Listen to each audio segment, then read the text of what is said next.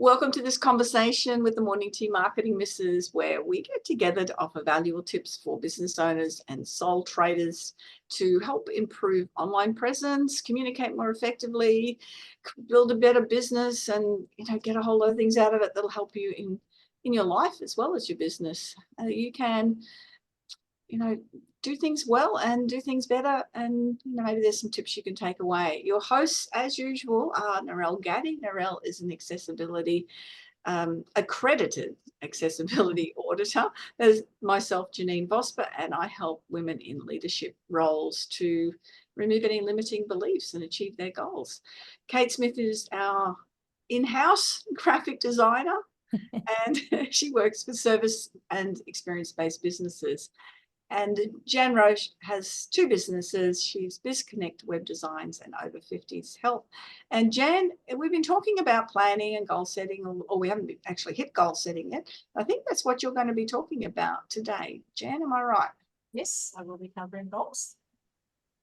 Okay, so we've covered mission and vision, we've covered dream board, and I'm going to break things down into 90-day goals. So as Janine mentioned, I have BizConnect Web Design, and also having Over 50 Sales. So I'm going to kind of incorporate the two from a business perspective, but also from my strength training background and how to apply goals across the two.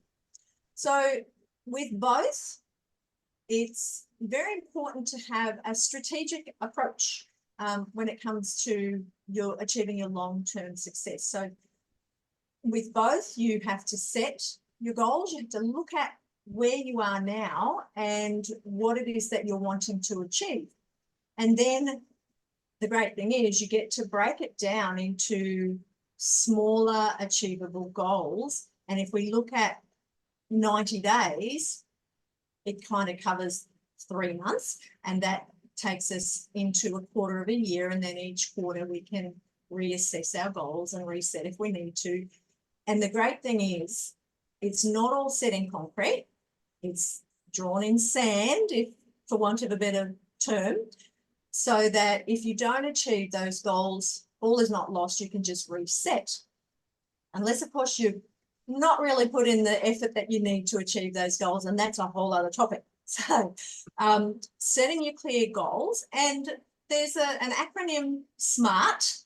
I'm sure we've all heard of SMART goals, and they typically stand for specific, measurable, achievable, relevant, and time-bound goals.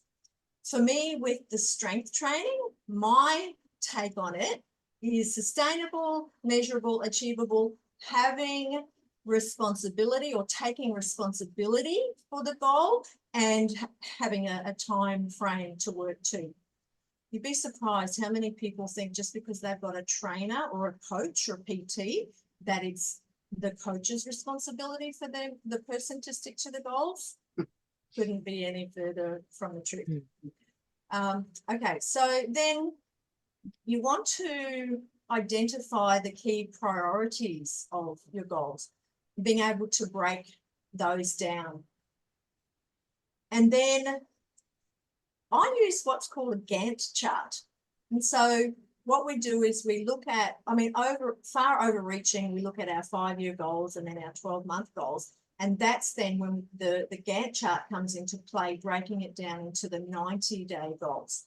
So we can go ahead and set not too many, because in 90 days, we don't want to make it not achievable because we've set too many goals for ourselves to achieve in that period. So having the Gantt chart means that we've got the 90 days spread out across the spreadsheet that we use, and we break it down into the goals the goals that we want to achieve, and then we break it down into tasks so that we can achieve those goals.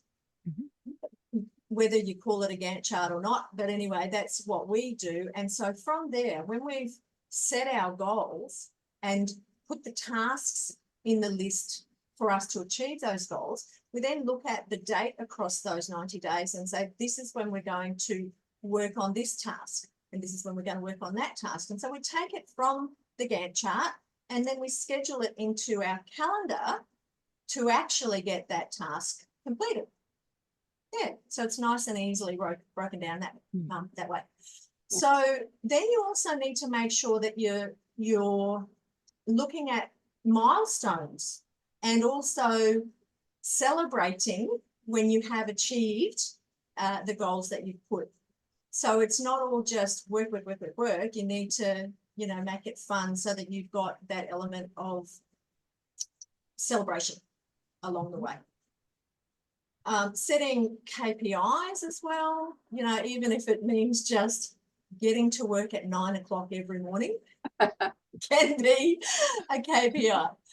Having regular check-ins as well. So we've got a pretty good sized team, and so together we set particular goals for our whole team, and our whole team is invited to actually list some of their goals, and they can even put some personal goals in there if they like, but it's really for the business. It's focused around the business goals, and they are also able to ask for assistance from other team members.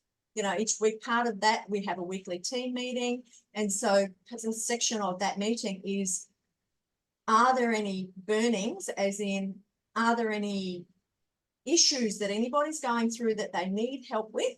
And it could even be mental health. So if they're struggling, they can put their hand up and say, I am struggling, and they can expect support from their team. So we always want to make that something available for our team. Okay, so yes, so that's why we have the regular check-ins. We need to be adaptable and flexible, but like I was saying before, we don't want to make it too easy, but we don't want to make it too hard for the goal to be achieved. On the strength training side of things, setting that goal of what it is, you might want to lift a particular weight. And so that would be 100% of your strength ability at that time. So in other words, it's termed as a 1RM or 1 rep max. So that might be 100 kilo deadlift. And so 90 days from today. Probably wouldn't be for me, but it might be for Definitely a Jan goal. Oh, yeah, I did 5 of them just last month. Oh, did. But that's because I have worked systematically. I have built up to that, right? So it's called progressive overload. So let's say it's 100 kilo deadlift, and we're 90 days prior to when we want to do that 100 kilo deadlift. We would break that down, and we would start at, say, 60% of that 100 kilos, right? So we would be starting at 60 kilos. And then we break down how many I weeks. think I'd started 5 kilos, Jan. You started 5. Let's be I'm objective sure you're and realistic. I'm sure you're underestimating yourself. And so, yes, we'd start at 60 kilos, and then we would count how many weeks there are in that 90 days. And so we would work out how many kilos each week we would need to increase until we hit that 100 kilo target. And yeah, so it's easily broken down. So we would start obviously with 60 kilos. We're able to do more reps per set. And then as it gets heavier, we would reduce the number of reps until we got to that 100 kilo deadlift. Yeah, I hope that all makes sense. Yeah, it does. I used to do that when I used to run, or when I first started running in particular. It was, let's just make a kilometre, and then let's run further. And I know you do the park runs, Narelle, so I'm sure that you would have built through to that. But you can't just go and, I'm going to run a marathon. Yeah, and this like, you can't just walk into a gym if you haven't ever been training before and say, I'm going to pick up 100 kilo deadlift. It doesn't happen. You have to train. You have to train for it. You have to get the body ready for it. You have to get the mind ready for it. That's a big factor as well. Absolutely. Yeah. So one of the goal setting things, you use SMART. One of the ones that, well, the one that I use is CREATE, which is a different acronym. And two of the things that are a little bit different in there is ecological. So is that good for you? Is it good for your family? Is it good for the people around you? So let's say you wanted to reach that and you had to train 6 hours a day. Does that mean that your business has trouble or your family life struggles or something? Yeah. So it's not really ecological to do it. So that would come under the achievable. No, they've actually got achievable as well. Ecological is it just good for you? Yeah. You know, that's if you Practical, we is it? can yeah, do a lot whether of you do well, things, yeah, but it might not be good in the long run. no, but if you're going to say, oh, I want to earn $1 million this year, and it's achievable from what you're doing, but you have to work 100 hours a week. Well, it's not very ecological to do that because it could ruin the family or something. And the other point on that, you know, wanting to earn $1 million, it's like, have you ever done that before? Do you know what it is? Do you know what goals, what tasks it's going to take leading up to earning that $1 million? And that's why I see people say, and they say this, that people have over, I can't think of the terminology, over expect what they can do in 12 months, but underestimate what they can do in 3 years. It's and the other one that's different is evidence. So the last E in create is evidence. What evidence do you have? Yes. You've got that goal, and that's where you can create that visual of I'm looking down at the scales and it weighs a certain amount, or I picked up and I've done that deadlift. It's yeah, for me, I like that. You know, it's okay. I've got the tickets for that trip, or I paid for it, or you know, keep talking holidays, don't I? I do some work around it, but it's says Kate, who's in Bali at the moment. No, Kate, you're not in Bali. Yes, but I'm still working very hard. I'll have everyone know. Yeah.